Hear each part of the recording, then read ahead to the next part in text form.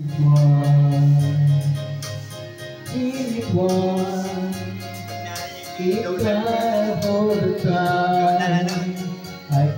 yung presidente ng Amerika? Pag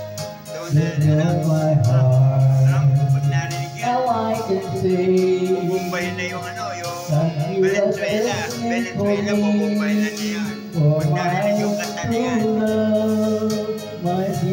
Nagkahanda na yung Venezuela eh. Gagarahan yung pero bakit? Nagkakaanoan sila eh. Bakit? Handa na yung Venezuela eh.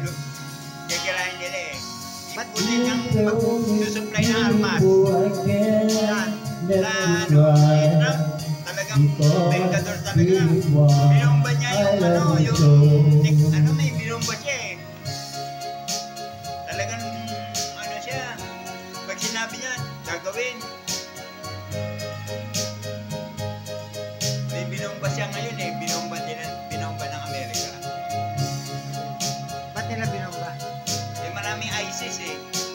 Mga rebelde eh. Tsaka yung Panama Canal, kukunin niya yun. Eh paano? Pinano ng China. Lahat ng mga kumpanya na naano, binili ng China. Eh di ang ginawa, parang mautang tungo si Trump eh. Ano niya, pagdating ng panahon, dadaan yung mga barko ng China eh. Eh magiging kanila yun. Eh hindi yung barko ng Amerika, wala na, hindi na makakaraan doon. Kaya ang ginawa ni Trump, kukunin nila yun. Sila pala nagpagawa nun. Wala, grabe pala ang namatay doon. Ang